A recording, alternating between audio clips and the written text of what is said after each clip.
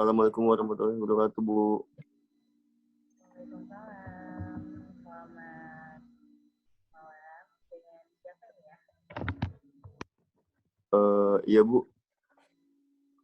Maaf, Bu, suara saya terdengar nggak? Soalnya suara Ibu agak kecil. Bisa. Oh, oke. Sangat terdengar. Gimana sekarang suara saya sudah jelas? Jelas, Bu. Oke, baik. Mungkin kan ini kita baru pertama kali nih ya, Mas. Mungkin kita perkenalan terlebih dahulu kali ya. Gimana? Iya, Bu. Sebelumnya saya perkenalkan diri dulu. Silakan. Nama saya Andika Ramadhani. Saya salah satu mahasiswa ya, yang pendidikan yang saya tempuh saat ini. Saya salah satu mahasiswa di Universitas Lampung. Universitas Lampung. Terima kasih, Mas Andika. Jadi, karena tadi Mas Andika sudah perkenalan, jadi saya juga akan memperkenalkan diri lebih baik. Nama saya Ayla Rosila dan saya berperan sebagai konselor. Mas Andika sekarang usianya berapa? Kebetulan. Usia saya tahun ini masuk ke 21, Bu. Berarti Mas Andika ini sudah semester berapa nih di Unila? Udah semester 6 sih, kalau misalkan di Unila saat ini. Mas Andika kegiatan sehari-harinya selain kuliah apa aja? Kalau untuk saya selain kuliah ya, Bu ya. Kan saya kan ngambil kerja part-time juga, Bu, sambil kuliah ini. Nah, kerja part-time tuh kayak saya jadi barista di coffee shop gitu, Bu. Itu part-time saya selain kuliah. Dan mungkin ada beberapa eh, himpunan mahasiswa ya yang saya ikutin di kampus. Gitu. Jadi barista coffee shop sudah berapa lama Mas Andika kalau boleh tahu di barista? Kalau untuk saya part-time di coffee shop sendiri itu udah dari tahun 2020 sih, Bu. Udah 1 tahun ini. 1 tahun ini saya kerja, tapi part-time, Bu. Jadi kayak saya tuh masuknya ke tenaga perbantuan ketika kayak ada event-event gitu, Bu. Kalau untuk part-time sendiri, Mas Andika kan masuknya COVID ya Mas Andika. Berpengaruh nggak sih Mas kalau misalkan di pekerjaan Mas Andika sebagai part-time mahasiswa? Kalau misalkan untuk COVID ya, Bu ya, mungkin sebenarnya sedikit pengaruh sih, Bu. Karena kan dulu sebelum COVID itu kan siang, sore, malam itu ngerame ya, apalagi malam. Tapi kalau misalkan untuk semenjak COVID, di coffee shop saya itu ya rame itu cuma malam doang, dan itu juga kan dibatasin ya, Bu ya. Jadi ya gitu, cuma sebentar doang. Mungkin dari jam 7 sampai jam 9, 10 itu udah mau tutup gitu. Berarti memang karena peraturan pemerintah juga ya Mas Andika ya, jadi kita nggak bisa apa ya, harus mentaati aturan lah ya gitu ya Mas Andika ya. Ya, benar. Mas Andika kemarin menghubungi saya nih katanya mau ada mau melaksanakan proses konseling. Tapi Mas Andika bener gak sih gitu? Saya mau konfirmasi ulang nih sama Mas Andika. Bener gak Mas Andika sudah melakukan proses konseling pada saya di malam hari? Iya, Bu. Sebenarnya saya kan punya sedang mengalami suatu masalah gitu, Bu.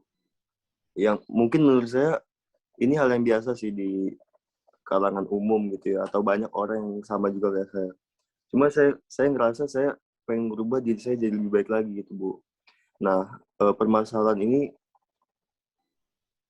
saya ini yaitu kayak gini, Bu. Kan saya ini dari semester 6 ya, Bu ya, saat ini. Tapi entah kenapa dari 6 semester perkuliahan ini, saya tuh sampai sekarang tuh belum bisa percaya diri gitu, Bu.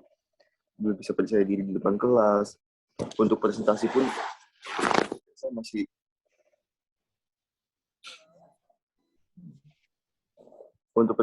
saya masih ya takut-takut menjawabnya gitu, Bu. Bahkan pertanyaan dari dosen tuh saya takut jawab, padahal saya tahu jawabannya gitu, Bu. Jadi Mas Andika sebenarnya tujuan konseling pada hari ini adalah ingin menyelesaikan permasalahan terkait rasa percaya diri Mas Andika. Ya.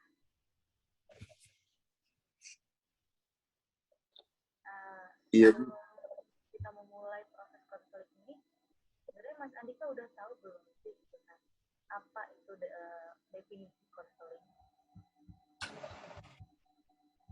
Iya, gimana Bu? Maaf, suara terputus. Oh gitu, oke baik. Tidak apa-apa. Sebelum kita memulai proses konseling ini kan tadi Mas Andika sudah menjelaskan nih bahwasannya permasalahan Mas Andika yang sedang Mas Andika alami itu merupakan tentang kepercayaan diri. Nah, dari Mas Andika sendiri sebelum kita mau memulai atau memasuki proses konseling. Nah, Mas Andika udah tahu belum sih apa itu konseling?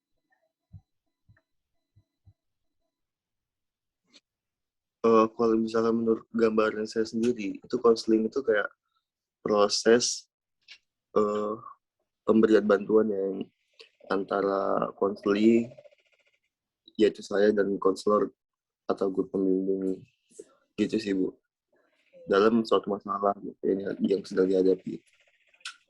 Baik, bagus sekali Mas Andika ya. Berarti Mas Andika ini sudah sedikit memahami tentang tahapan konseling, maksudnya apa itu konseling.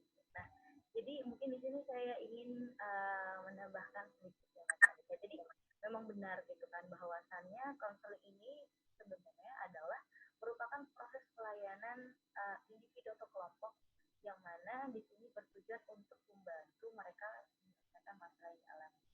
Nah, jadi pada kesempatan kali ini saya di sini tadi kita di perkenalan awal bahwasanya kita sudah menyebutkan saya sebagai konselor dan Mas Andika di sini sebagai konseling yang nantinya akan mengumpulkan permasalahan Mas Andika.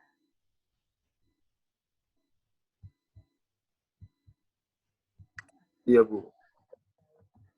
Selanjutnya mungkin juga di sini ada beberapa azas yang harus kita berdoa di Mas Andika. Jadi sebelum kita memasuki tahap proses konseling, ini ada beberapa azas yang memang harus kita berdoa.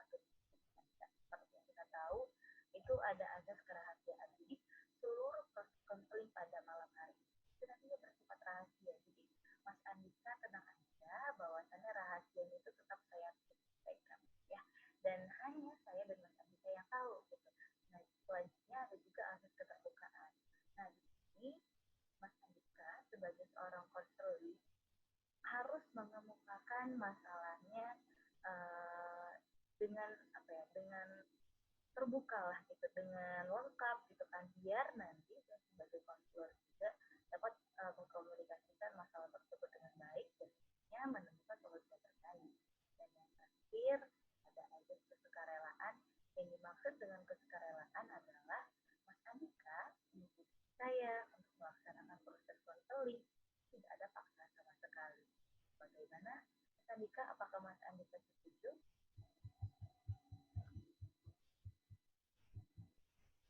Iya Bu. Oke, baik. Tadi Mas Andika di awal tuh sudah mengatakan masalah bahwasannya Mas Andika ini merupakan mahasiswa semester 6. Ya, Mas Andika. Jadi Mas Andika ini memiliki apa ya, rasa tidak percaya diri gitu ya, tadi sudah saya dengar gitu kan.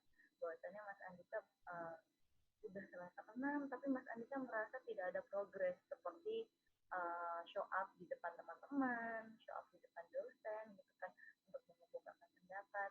Dan kalau boleh tahu Mas Andika, bagaimana sih permasalahan itu bisa terjadi gitu? Silakan Mas Andika. Mungkin Mas Andika bisa mengemukakan permasalahan-permasalahan. Iya Bu. Mungkin dulu saya sempat percaya diri ya kalau untuk masalah di depan kelas atau presentasi atau bahkan jawab pertanyaan itu. Tapi semenjak kuliah ini saya ada suatu waktu di mana jadi gini kan, saya waktu itu pernah teman-teman saya presentasi, saya bertanya ya di presentasi itu. Nah, pada saya pertanyaan saya dijawab oleh pihak yang berpresentasi, kemudian dibalikin lagi ke saya pertanyaan itu. Nah, karena mungkin jawaban saya atau tanggapan saya tentang jawaban yang diberikan itu kurang baik, jadi kayak saya itu gimana ya, kayak disalahkan gitu loh, atau diolok lah, diejek lah, kayak ih kan ini bener gini-gini, sampai kayak saya mikirnya, oh udahlah mendingan diem aja gitu daripada saya nanya atau saya berkomentar hasilnya bakal kayak gini lagi gitu. Jadi sampai sekarang dari awal perkuliahan ini ya udah diam aja. Jadi kayak saya kuliah cuma kuliah pulang, kuliah bikin tugas, alur pulang. Nggak ada apa yang menonjol di diri saya di perkuliahan ini gitu sih Bu. Nah, jadi Mas Andika bilang kalau misalkan untuk di kelas gitu ya Mas Andika pernah mengalami suatu kejadian yang mana Andika ini pernah presentasi gitu, tapi mungkin karena memang ada pertanyaan dari teman-teman dan itu Mas Andika jawab lalu jawabannya kurang memuaskan akhirnya dibalikkan lagi kepada Mas Andika seperti itu Mas Andika. Oke, baik. Itu untuk yang perkuliahan ya Mas Andika. Nah, apakah Mas Andika di perkuliahan dan tadi kan Mas Andika di awal juga menyebutkan gitu bahwasannya Mas Andika ini mengikuti beberapa kegiatan mahasiswa gitu. Apakah itu memang sudah selesai gitu kan? Atau mungkin memang Mas Andika saat ini ya apa ya tidak mengikuti gitu kan kegiatan-kegiatan mahasiswa itu atau bagaimana Mas Andika? Jadi apakah memang kejadian ini hanya di dunia perkuliahan saja dan di luar dari itu tidak atau justru malah berpengaruh ke luar juga gitu seperti di kegiatan universitas mahasiswa? Iya Bu. Jadi kalau misalnya untuk di luar perkuliahan ya, uh, kan saya kan jadi salah satu bisa dibilang tim inti lah dalam forum mahasiswa itu. Nah, saya termasuk kan saya ketua ketua bendahara umum gitu, bendahara umum di forum mahasiswa itu. Tapi ya kalau misalnya untuk masalah atau apa ya, menjabarkan yang udah ada bahannya gitu, saya berani di depan umum gitu, kayak menyampaikan pemasukan pengeluaran sebagai bendahara gitu, tanpa ada yang sanggahan gitu, cuma cuma kayak menjelaskan isi dari laporan itu aja gitu. Itu saya bisa sih. Cuma mungkin kalau misalnya kayak untuk saya presentasi kemudian tanya jawab atau bisa dibilang jadi host gitu, ya itu saya yang belum percaya diri gitu, kayak masih takut, masih malu, ya timbulnya jadi nervous saya gitu. Oke, baik. Jadi memang hal ini juga mungkin sedikit terpengaruh gitu ya Mas Andika di kegiatan mahasiswa atau di forum yang memang Mas Andika ikut.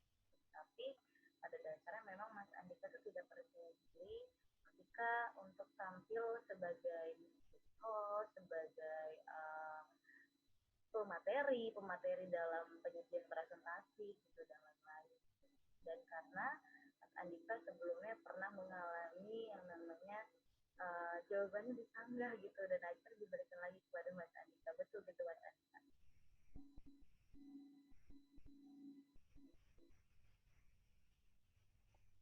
Iya Bu, benar.